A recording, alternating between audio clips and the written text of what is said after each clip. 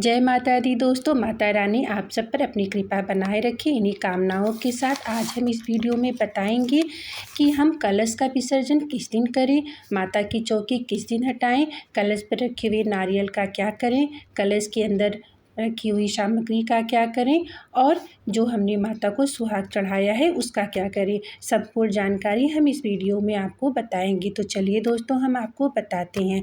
सबसे पहले देखिए कलश पे जो हम नारियल रखे हैं उसका हम क्या करेंगे। देखिए कुछ विद्वान अपनी अलग अलग राय बताते हैं, पंडित जी लोग अपनी राय देते हैं कि नारियल का क्या करें। हम यहाँ पर आपको 3 सटीक विकल्प बताएंगे। उन 3 विकल्पों में से आपको जो उचित लगे अपने घर के नियम अनुसार आप वो कर सकते हैं। देखिए कई घरों के नियम के अनुसार नारियल को तिजोरी गले व्यापार के स्थान पर लाल कपड़े में लपेट कर रख दिया जाता है और जो पुराना नारियल होता है उसे आप बहते हुए नदी में या गंगा में आप प्रवाहित कर देंगे। कुछ घरों के नियम के अनुसार नारियल को फोड़कर प्रसाद रूप में कन्याओं को और घर में वितरित कर दिया जाता है। जिस दिन कंजकें खिलाई जाती हैं उन्हें नारियल को तोड़कर प्रसाद के रूप में दे दिया जाता है।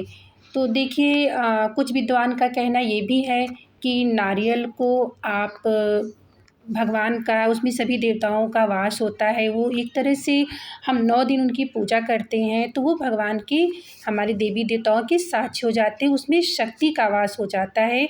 तो आप अगर उसे बहते हुए जल में प्रवाहित कर देंगे तो उचित होगा।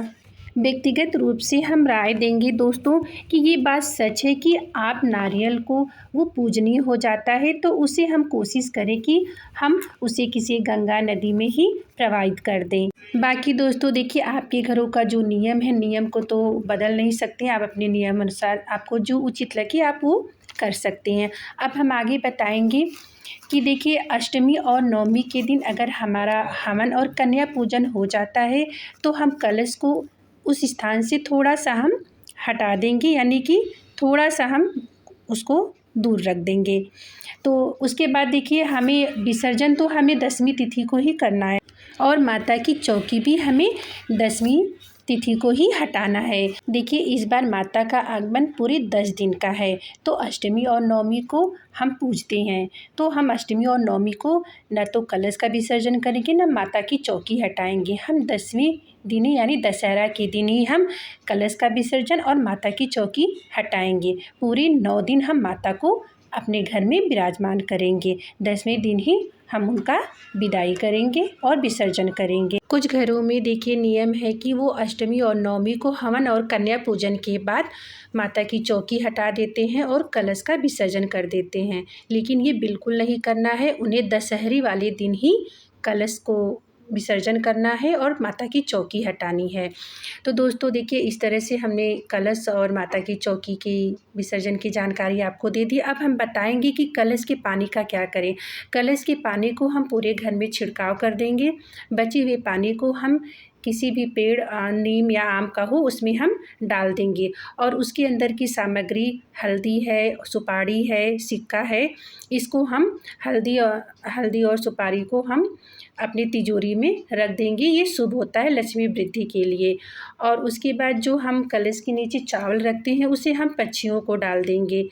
माता की चौकी पे जो आम के पत्ते हैं और पान का पत्ता है, जो पुष्प वगैरह हम चढ़ाए हैं उसे हम किसी मिट्टी के अंदर दबा देंगे। आपके यहाँ गमले उमले होंगे आप उसमें डाल सकते हैं। उसके बाद देखिए जो हमने माता को भोग प्रसाद लगाया है उसे हम परिवार में बच्चों में वितरण कर देंगे।